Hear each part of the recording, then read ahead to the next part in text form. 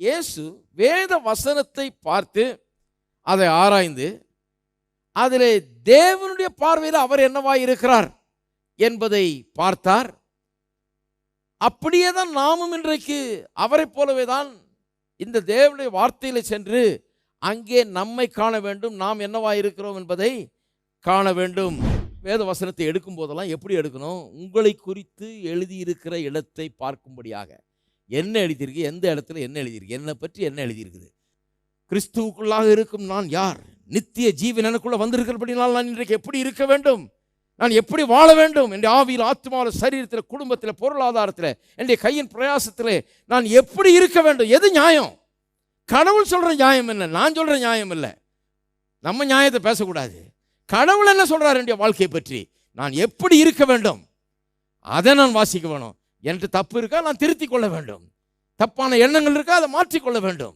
தரித்திர எண்ணங்களை மாற்ற வேண்டும், தோல்வி எண்ணங்களை மாற்ற வேண்டும், வெற்றியின் எண்ணங்களை, செழிப்பின் எண்ணங்களை எடுத்து உள்ள வைக்க வேண்டும். இல்லைங்களா?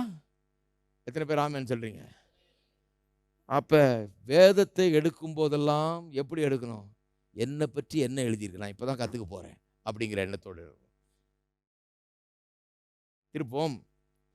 ஒவ்வொரு விசுவாசியும் தன்னை பற்றி என்ன எழுதியிருக்கிறது தேடி பார்த்து வாசித்து தன்னுடைய வாழ்க்கையும் தன்னுடைய எண்ணத்தையும் தன்னுடைய இருதயத்தையும் அதற்கு ஏற்றாற் போல மாற்றி அமைக்க வேண்டும். 2 கொரிந்தியர் 6ஆம் அதிகாரம் 14ஆம் வசனம். அந்நிய நுகத்திலே அவிசுவாசிகளுடன் பிணைக்கப்படாதிருப்பீர்களாக, நீதிக்கும் அநீதிக்கும் சம்பந்தம் ஏது. நல்லா கவனிங்க. அந்நிய நுகத்திலே அவிசுவாசியோடு பிணைக்கப்படாது இருப்பீர்களாக அப்படின்னா என்ன அர்த்தம்?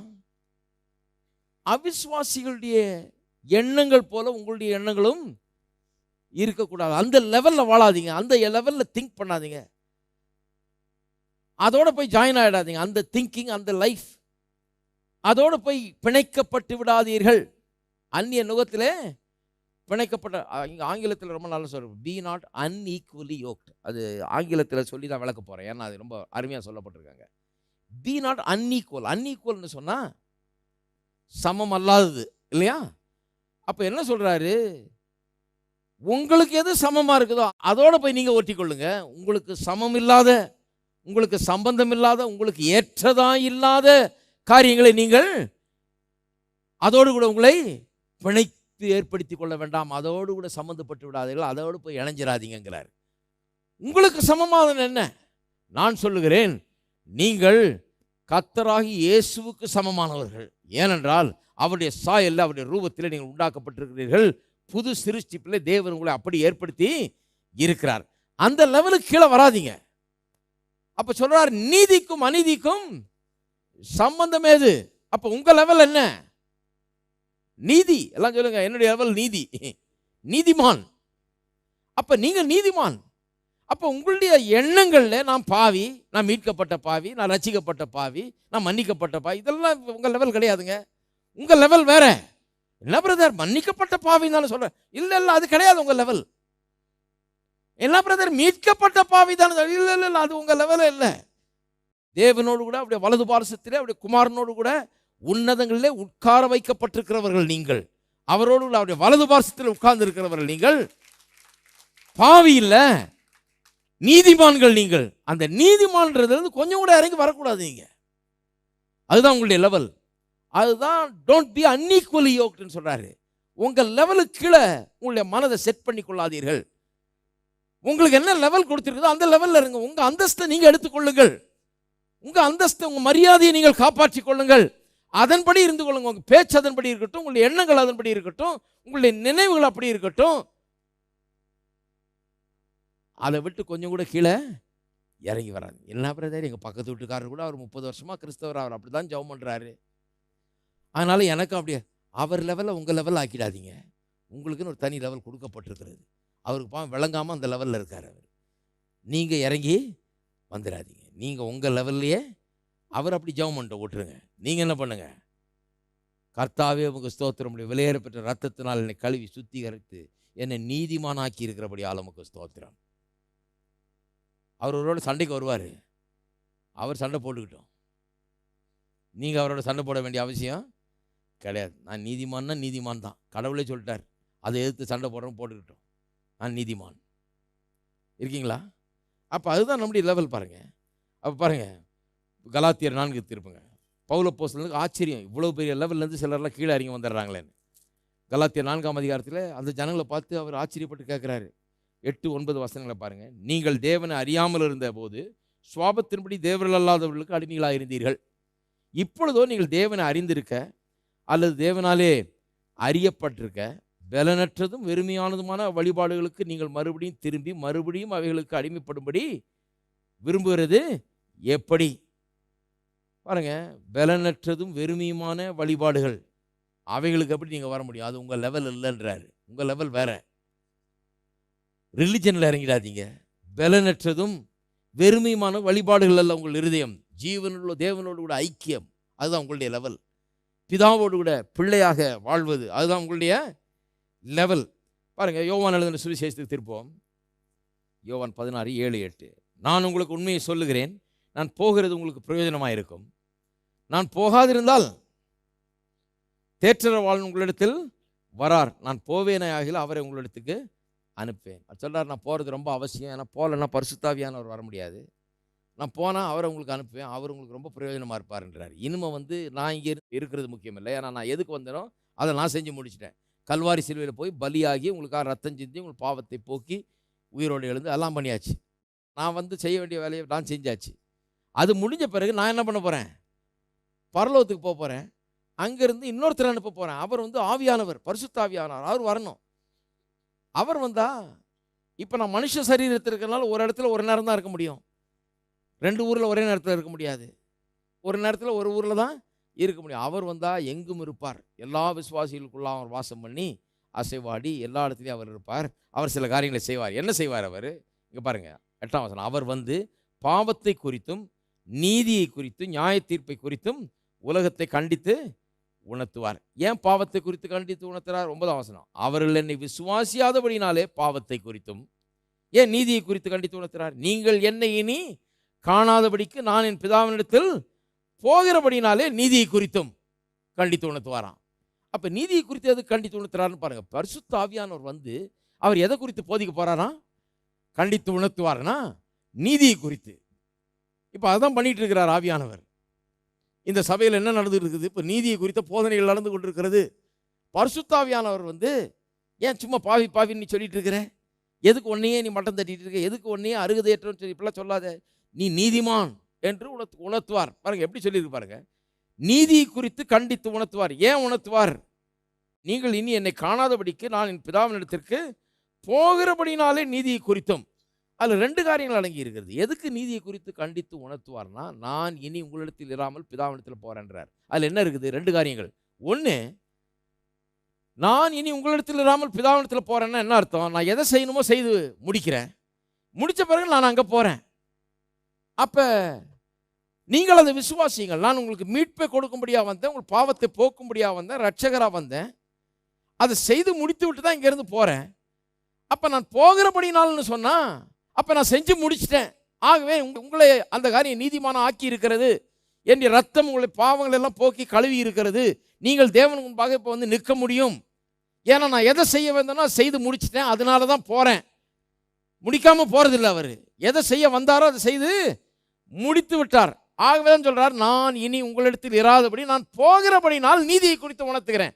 ஏன்னு சொன்னால் எல்லாம் செஞ்சு முடிச்சாச்சுப்பா, எல்லாம் செய்து முடிச்சு விட்டேன், சக்ஸஸ்ஃபுல்லாக எல்லாம் முடிச்சாச்சு. இனி நீ நீதியை விசுவாசிக்க வேண்டியதான். ஒன்றுதான், நான் நீதிமான் என்று நீ விசுவாசிக்க வேண்டியதுதான். நான் எல்லாத்தையும் செஞ்சு முடிச்சிட்டேன், நான் போயிட்டு வரேன். அதனால ஆவியானவர் அனுப்புகிறேன். அவர் என்ன பண்ணுவார்? உனக்கு நீதியை பற்றி சொல்லுவார். நீ எப்படி நீதிமானாக இருக்கிறாய் என்பதை பற்றி சொல்லுவார். நீ விசுவாசி அதை. அதனால தான் சொல்கிறாரு, நான் இனி உங்களிடத்தில் இராதபடிக்கு பிதாவினிடத்தில் போகிறபடினால் அவர் உங்களை என்ன பண்ணுவார்? நீதியை குறித்து உங்களுக்கு உணர்த்துவார். 2வது காரியம் என்னன்னா, இந்த சத்தியத்துக்குள்ள முழுமையாக அவர் நம்ம நடத்துவார். நீதியின் சத்தியத்துக்குள்ள. ஏன் இந்த சத்தியத்துக்குள்ள நடத்தினால்தான் இயேசு இப்போ போயிட்டார் பிதாவினிடத்தில். நாம் ஒவ்வொருவரும் ஒரு இயேசு போல இந்த உலகத்தில் இருக்க முடியும். ஹலோ, அப்போ பரிசுத்த ஆவியானவர் ஒரு பெரிய ப்ராஜெக்டில் வந்திருக்கிறார். இங்கே ஒரு பெரிய வேலை அவர் கொடுக்கப்பட்டிருக்கிறது. இயேசுவானவர் ரட்சகர், கல்வாரி சிலுவையில் நமக்காக ரத்தம் சிந்தி மரித்து பாவிகளாய் தேவனுக்கு தூரமாய் அருகதையற்றவர்களாய் தேவனத்தில் வர முடியாதவர்களாய் இருந்தவர்களை புத்திரராய் குமாரராய் பிள்ளைகளாய் மாற்றி அதுக்கு வேண்டிய மாற்றுறதுக்கு வேண்டிய எல்லாத்தையும் செஞ்சுட்டு அவர் என்ன பண்ணிட்டாரு, எல்லாத்தையும் செஞ்சு வச்சுட்டு அவர் நான் போயிட்டு வரேன்னு போயிட்டாரு, அவர் அனுப்புறேன்னு. இவர் என்ன பண்றாரு, இதை இப்பொழுது மனிதர்கள் விசுவாசிக்கும்படியாக. நீங்க எப்படி இயேசுவை ஏற்றுக்கொண்டீங்க, ஆவியானவர் உங்களுக்கு உணர்த்துகிறார், அப்படிதான் நீங்க விசுவாசித்தீங்க. நீங்கள் இதை விசுவாசிக்க முடியாது. அது விசுவாசிக்கிறது மட்டுமல்ல, அவர் என்னுடைய நீதி ஆனார்னு விசுவாசிக்கிறது மட்டுமல்ல, இந்த சத்தியத்துக்குள்ள முழுமையாய் உங்களை நடத்தி நீங்கள் நீதிமான்கள் என்பதை நீங்கள் விசுவாசித்து நீதியின் உணர்விலே வாழும்படியாக பரிசுத்த ஆவியானவர் உங்களை கண்டித்து உணர்த்துகிறார். ஏன்னு சொன்னா, அப்படி வாழ்ந்தீர்களானால்தான் அவர் மரித்ததின் நோக்கம் நிறைவேறும். அவர் எதுக்கு மரிச்சாரு, ஏதோ நம்மளெல்லாம் ரட்சித்து மோட்சம் கொண்டு போறதுக்காக அல்ல. ஹலோ, அதுக்காக தான் மரிச்சாருன்னா பேசாமல் அடுத்த நாளே கொண்டு போயிருக்கலாமே, அன்னைக்கே கொண்டு போயிருக்கணும். இங்கே நமக்கு வேலை. ஹலோ, எல்லாம் அமைதியாக இருக்கிறீங்க.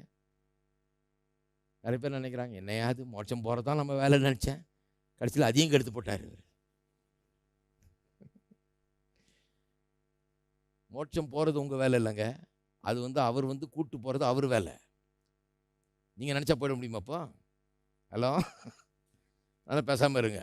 அது நடக்க வேண்டிய நேரத்தில் நடக்காது. உங்கள் வேலை என்ன, இந்த பூலோகத்தை மோட்சமாக்குவது, உங்கள் வாழ்க்கையை மோட்சமாக்குவது, உங்கள் குடும்பத்தை மோட்சத்தை போலாக்குவது, நீங்கள் இருக்கிற இடத்தை மோட்சத்தை போலாக்குவது. இயேசு கிறிஸ்துவின் வெற்றியை, ஜெயத்தை, வல்லமையை, அதிகாரத்தை உங்களுடைய வாழ்க்கையிலே, உங்களுடைய தொழிலிலே, உங்கள் கையின் பிரயாசத்திலே, உங்கள் குடும்ப வாழ்க்கையிலே, உங்கள் தனிப்பட்ட வாழ்க்கையிலே அதை கொண்டு வந்து நிலைநிறுத்துவது, மனிதனாக இந்த பூமியிலே தேவனுக்காக வாழ்வது. ஆதாமை உண்டு பண்ண போது தேவன் என்ன நோக்கத்தை வைத்திருந்தாரோ அந்த நோக்கத்தை இன்றைக்கு வாழ்ந்து காட்டுவது, அதுதான் உங்க நோக்கம். அதை தான் நீங்க செய்யணும். நான் மோட்சம் போறேன், என்ன பண்ண போறீங்க, ஏற போறீங்களா? இல்ல, ஒன்றும் செய்ய முடியாது, நான் பேசாமல் இருக்க போறேன். ஏன்னா அவர் கூட்டு போறாரு. அது என்னைக்கு நடக்குது நடக்குது. அது எப்போ பிரதர் வர்றாராம், அதை பற்றி நீங்க ஒருத்தர் பிரசங்கம் பண்றாரா, போய் கொஞ்சம் கேட்டு வந்துடுறேன். இதே பொழப்பாதான் இருக்காங்க கிறிஸ்தவர்கள் நிறைய பேர். இருக்கீங்களா? என்னுடைய வேலை என்ன, என்னுடைய வாழ்க்கையை இங்கே மோட்சமாக்குவது. மோட்சலோக வாழ்க்கையை தேவன் இங்கே கொடுக்க வந்தார். அதனால தான் மோட்சத்திலிருந்து அவர் இறங்கி இங்கே வந்தார். அதனால தான் கடவுளாக இருந்தவர் மனுஷனானார். அதனால தான் பூமியில் நம்ம இங்கே வைத்திருக்கிறார். அதனால தான் நமக்கு உயிர் கொடுக்கப்பட்டிருக்கிறது, இந்த உடல் கொடுக்கப்பட்டிருக்கிறது. அதனால தான் மனம் கொடுக்கப்பட்டிருக்கு, அதனால தான் வேத வசனம் கொடுக்கப்பட்டிருக்கு. அதனால தான் தேவ ஆவியானவரை மோட்சத்திலிருந்து பரலோக பிதா இங்கே அனுப்பி வைத்து நமக்குள்ள வைத்து வைத்திருக்கிறார். ஏனென்றால் நீதியை குறித்து நம்மை உணர்த்தி நடத்தி, இந்த நீதியை குறித்த சத்தியத்துக்குள்ள நம்ம நடத்தி, அதன் மூலமாக நீதிமான்களாக இயேசு எப்படி பிசாசின் மத்தியிலும் இந்த பொல்லாத உலகத்தின் மத்தியிலும் வெற்றி சிறக்கிறவராய் ஜெயிக்கிறவராய் வாழ்ந்தாரோ, அதிகாரம் உள்ளவராய் வாழ்ந்தாரோ, வெற்றி உள்ளவராய் வாழ்ந்தாரோ, அதற்கு மேல வாழ்ந்தாரோ, அதுபோல நீங்களும் நானும் வாழும்படியாக, நம்மை உண்டாக்கும்படியாக ஆவியானவர் கொடுக்கப்பட்டிருக்கிறார். ஹலோ, ரெடியா? அதுக்கு எத்தனை பேர் சொல்றீங்க அப்படி ரெடிங்களா? இயேசுவை போல நீங்களும் நானும் வாழும்படியாக. அப்போ ஆவியானவர் நம்ம கண்டித்து உணர்த்துறார். என்ன கண்டித்து உணர்த்துறார்? நான் சொல்றேன், இன்னைக்கு என்ன கண்டித்து உணர்த்துறார்? இப்படியே இருக்க போறீங்களா? தோல்விதான் எனக்கு, இந்த வாழ்க்கையில் இவ்வளவுதான், மோட்சம் போனால் தான் நம்மளுக்கு விடுதலை, மோட்சம் போனால் தான் நம்மளுக்கு விமோச்சனமாக்கும், என்னைக்கு நம்ம மோட்சம் போகிறோமோ அன்றைக்கி தான் நம்ம பிரச்சனை, இப்படியே தான் நிறைய கிறிஸ்தவங்க இருந்துட்டு இருக்காங்க. அப்படியே வாழ போகிறீங்களா? இல்லை, ஆவியானவர் சொல்கிறாரு, சத்தியத்தை கவனிக்க போகிறாயா? மனம் திறக்கப்பட போகிறதா? சத்தியத்துக்கு நான் ஒப்பு கொடுக்க போகிறாயா? மனம் புதிதாக போகிறதா? நீ நீதிமான்கிறதை உணர்ந்து கொள்வாயா? அறிந்து கொள்வாயா? இயேசுவை போல உன்னுடைய சூழ்நிலையில் அதிகாரத்தை எடுப்பாயா?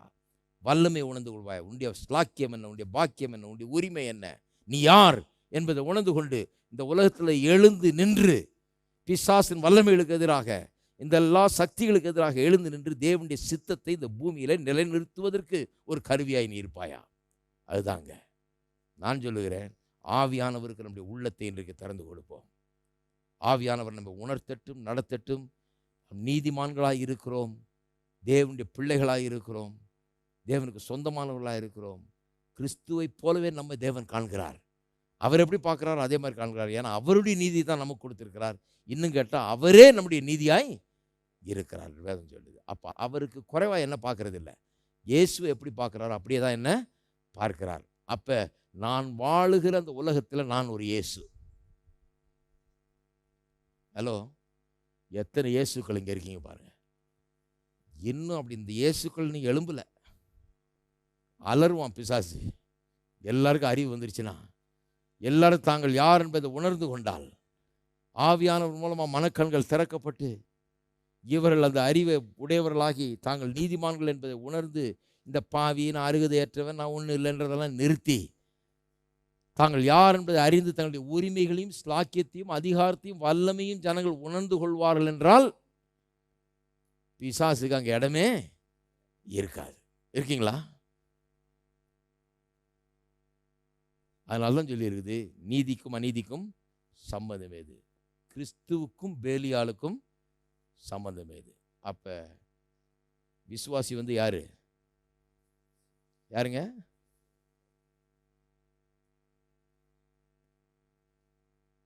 கிறிஸ்துவனே சொல்லிடுச்சு உங்களை. ஏன்னா நீங்களும் அவரும் ஒன்றாயிட்டீங்க. தேவனுடைய பார்வையில் அவர் கிறிஸ்துவை பார்ப்பதை போல உங்களை பார்க்கிறார். வித்தியாசமாக பார்க்கல. கிறிஸ்து என்ன செஞ்சாரோ அதை செய்யுங்கன்றார். இங்கே கிறிஸ்து எப்படி வாழ்ந்தாரோ அப்படி வாழுங்கிறாரு. கிறிஸ்து எப்படி சமாதானத்தை கொண்டு வந்தாரோ அப்படி கொண்டு வாங்கினார். கிறிஸ்து எப்படி பிசாசை விரட்டினாரோ அப்படி விரட்டுங்க. உங்கள் குடும்பங்கள்லையும் உங்கள் சூழ்நிலையிலையும் பிசாசின் வல்லமையை அனுமதித்து விட்டு அங்கே உட்காந்துட்டு அழுதுட்டு இருக்காதீங்க. அது இதுன்னு கிறிஸ்துவை போல இருங்கன்னு சொல்கிறாரு. கிறிஸ்து நிறைய பேருக்கு பயம், நம்மளை கிறிஸ்துன்ட்டா ஐயோ. ஆனால் பரலோகம் காத்து கொண்டிருக்கிறது, என்னைக்கு விசுவாசிகள் தங்களை கிறிஸ்து என்று விசுவாசிப்பார்கள் என்று. கிறிஸ்துவுக்கு கொடுக்கப்பட்டிருக்கிற அதே நீதி எனக்கும் கொடுக்கப்பட்டிருக்கிறது, அதே ஸ்தானம் எனக்கு கொடுக்கப்பட்டிருக்கிறது. அவர் வலது பாசத்தில் உட்கார்ந்துருக்கிறார், அதே இடத்துல நான் உட்கார்ந்துருக்கிறேன். அதே அதிகாரம் வல்லமை எனக்கு கொடுக்கப்பட்டிருக்கிறது. நான் இந்த பூமியில் ஒரு கிறிஸ்துவாய் இருக்கிறேன் என்பதை என்றைக்கு விசுவாசிகள் உணர்ந்து கொள்வார் என்று பரலோகம் காத்து கொண்டிருக்கிறது. அன்றைக்கு தான் அந்த உலக வாழ்க்கையில் ஒவ்வொரு மனுஷனுக்கும் வெற்றி உண்டாக முடியும்.